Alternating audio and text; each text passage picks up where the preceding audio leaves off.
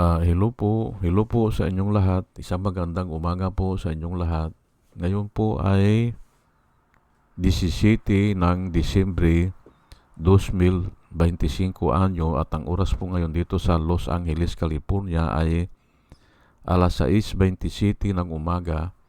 Araw po ngayon ng Miyerkules. At nais ko po mag-vlog mga kababayan, mga minamahal, patungkol po dito kay Harry Roque.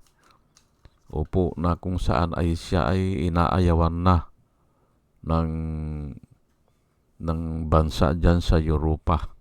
Opo, ayaw na siyang tanggapin. Opo, ano. Ngayon ay, ang title ko po ngayon ay Harry Roque, paliit ng paliit ang mundo na ginagalawan. Ayan po. At lalo na ngayon, yung testimonya ni Ramil Madriaga ay siya pala ang pinagmulan nun. Siya ang pinagmulan. Kaya naisipan na magtestify na ni Madriaga. Matagal na raw. Opo, kasi naglaban pala sila sa kurti ni Madriaga Ayun, ano? Dahil doon sa land grabbing dyan sa Marabiles, Bataan. At yung mga testimonya ni Madriaga ay hindi pa tapos, pero very damaging po. Opo, very damaging. At kapanipaniwala po dahil dati siyang tauhan ni Sara Duterte o dati siyang confidant ni Sara Duterte. Kaya lahat ng sasabihin niya, lahat ng itestify niya, palagay ko may pruweba yan. Opo, hindi lang sa cellphone, pati yung mga, siguro mga litrato, ganyan, o mga timeline, hindi ba? O, kaya wala nang ligtas ito si Sara Duterte at saka ito si Harry Roque. Mahihirapan na yan. Katulad nga ng sinasabi ko, pag ang nagtestify sa'yo o laban sa'yo, yung dati mong kasamahan, yung partner in crime, ay mahihirapan po yan. Mahihirapan na lumusot. Opo.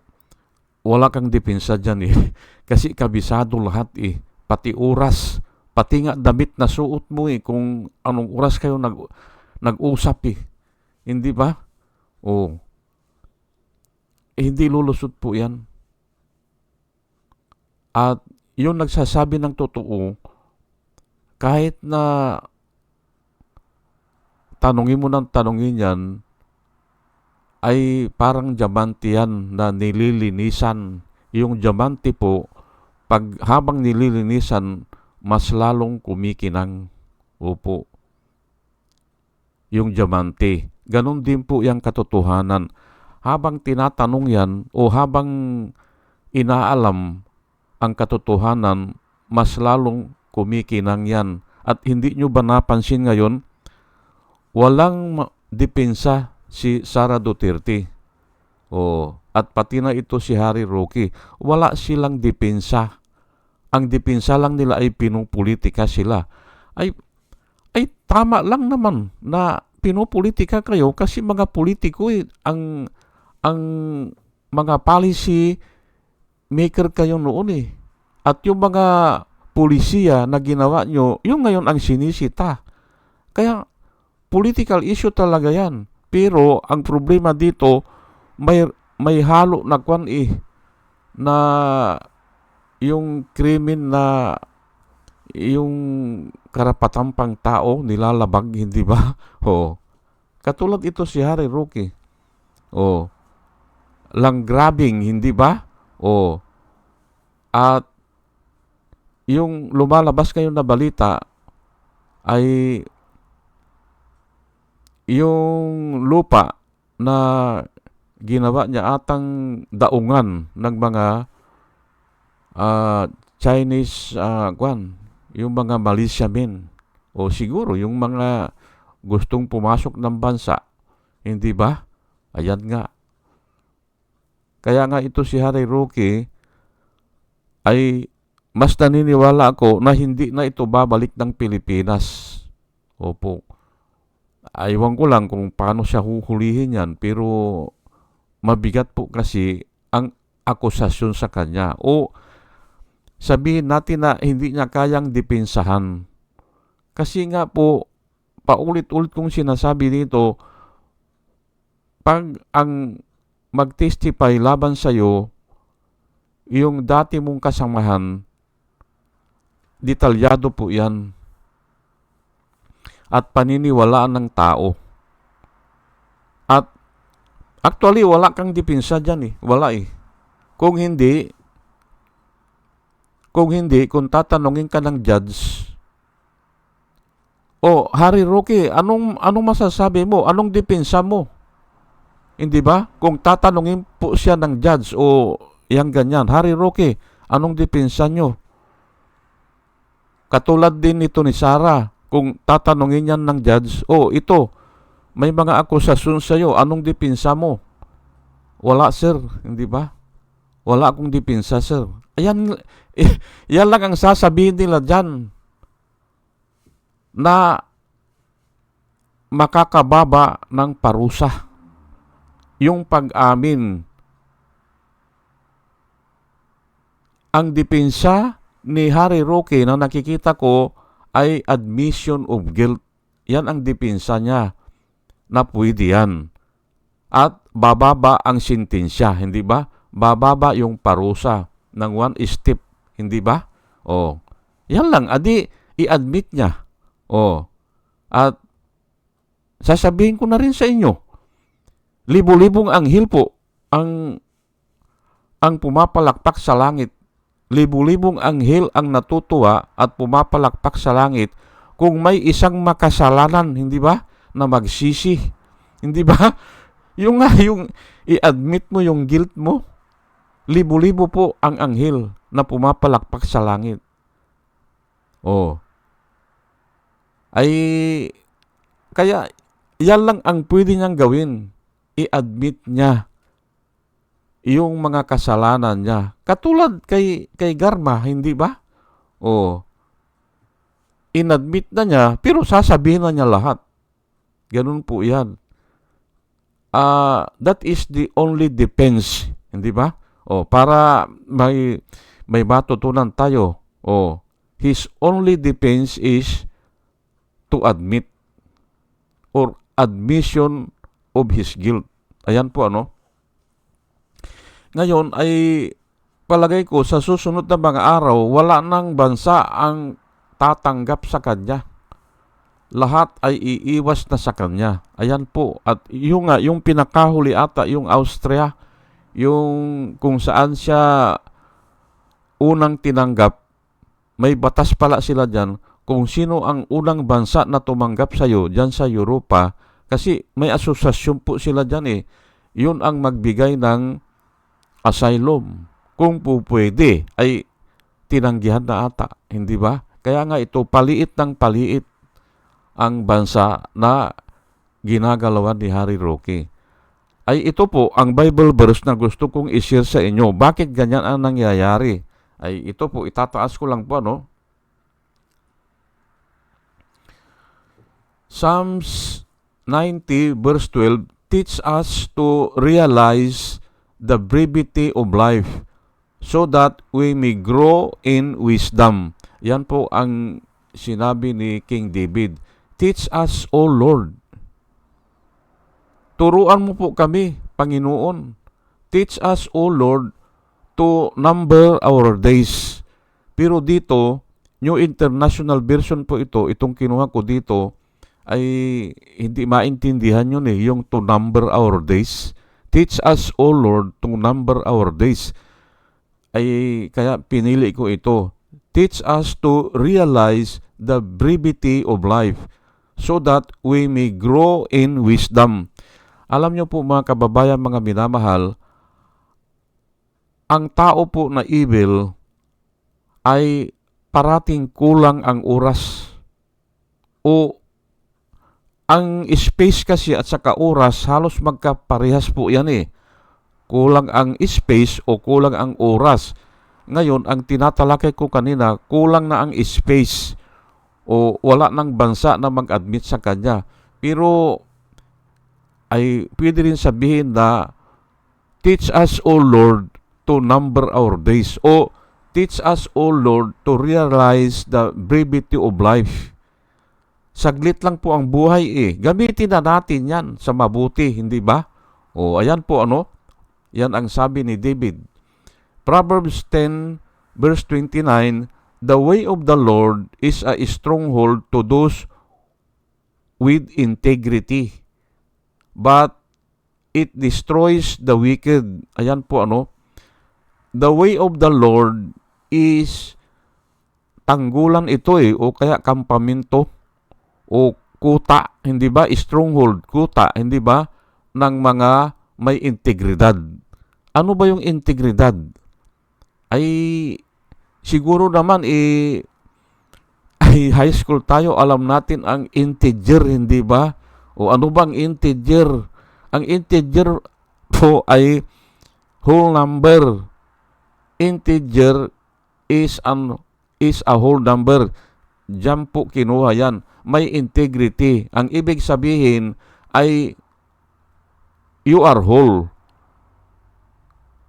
You are whole. Yun po kumpleto ka o buo ka. Kasi kung ang dami mo nang nilalakad o hindi mo na alam ang nilalakad mo, hindi ka na integer o hindi ka na whole.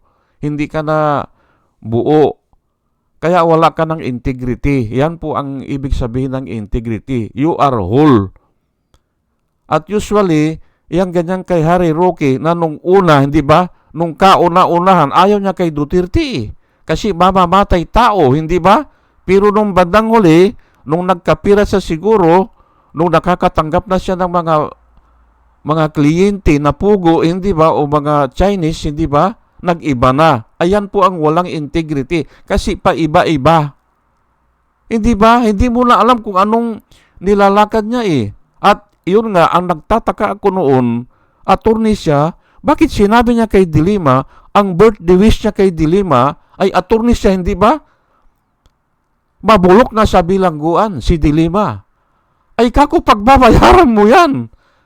Yun po ang unang sumagi sa isipan ko. At pag ako po ay nag-isip ng ganyan at miniditate ko yan, ay ayan na nga nangyayari sa kanya ngayon. Hindi ba? Ayan na nga.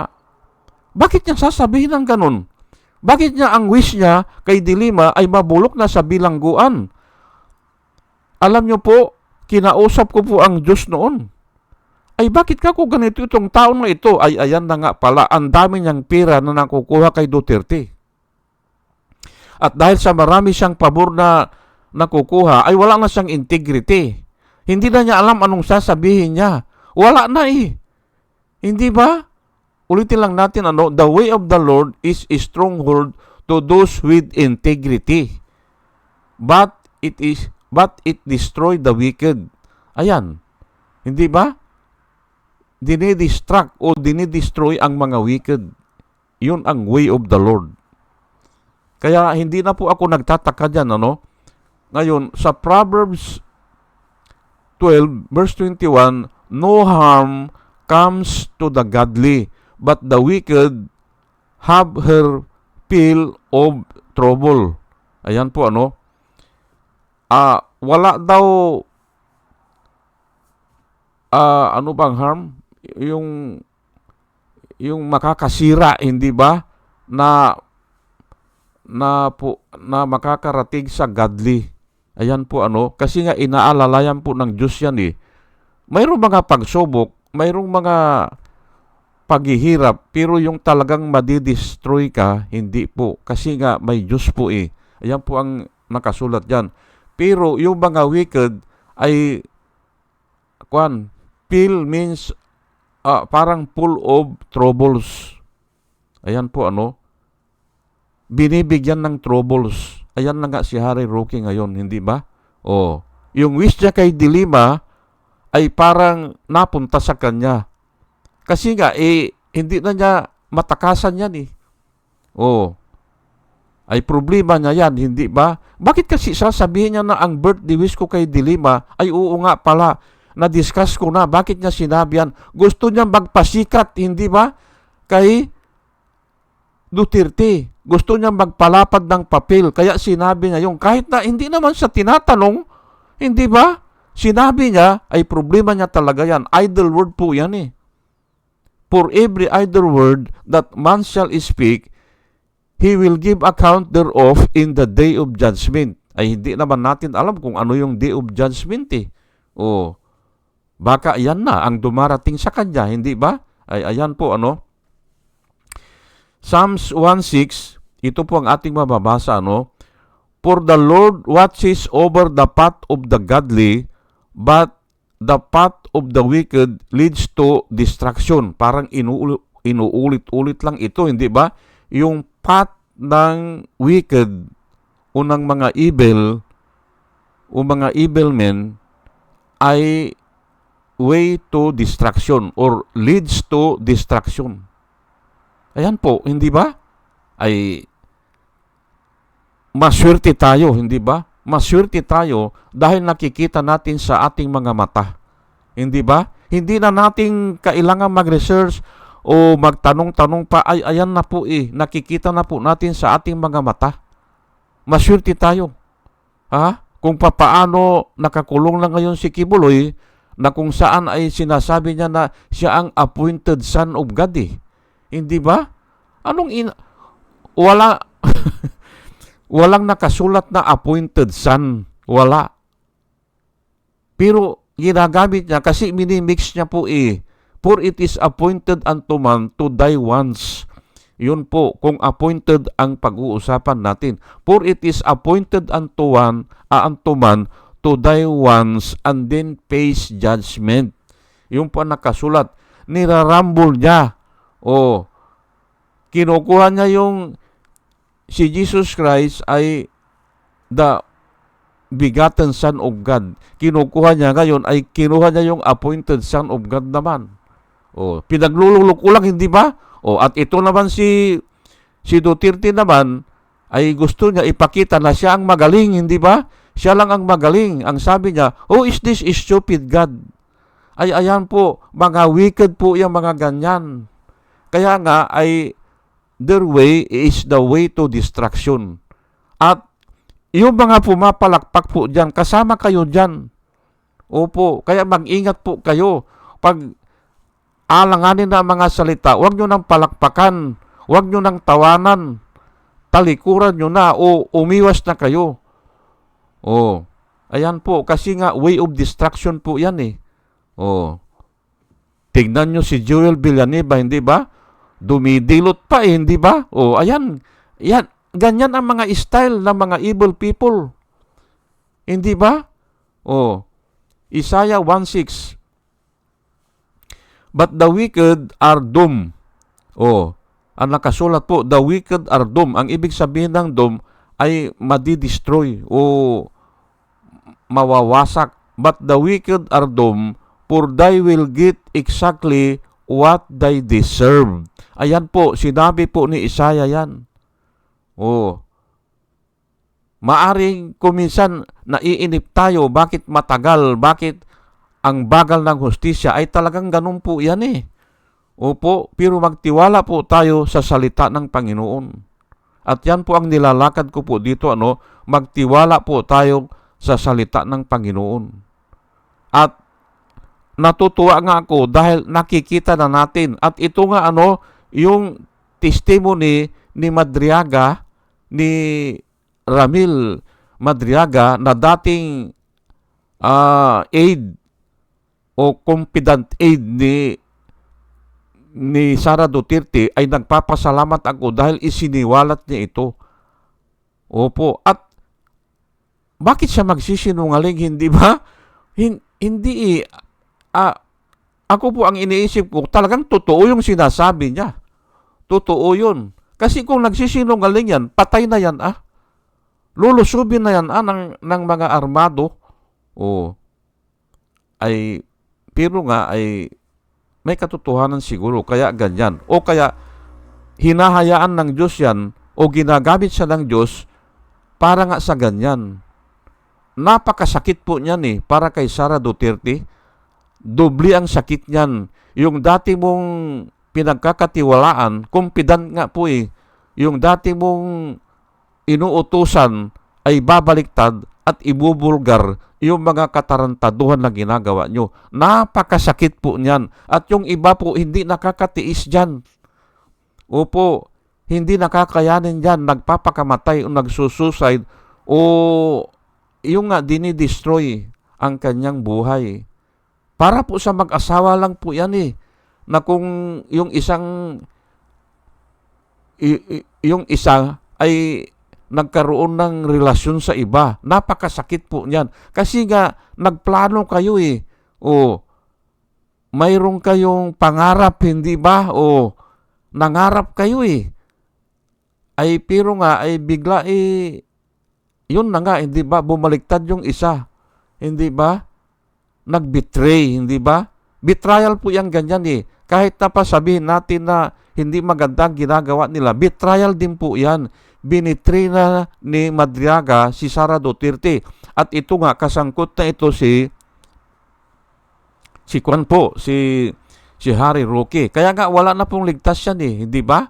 O sige po, at hanggang dito na lang po at dalayan ko po sa Panginoon na sa ating pakikinig po ay magkaroon tayo ng wisdom na nanggagaling sa Kanya. Maniwala po kayo kung ang nag-testify ay yung dati mong kasamahan o dati mong kasama sa krimen, mahihirapan pong lusutan yan. Yan po nasa Biblia po yan. At muli mga kababayan, mga minamahal, isang magandang umaga po sa inyong lahat at salamat po sa inyong pakikinig. Salamat po ng marami. Salamat po.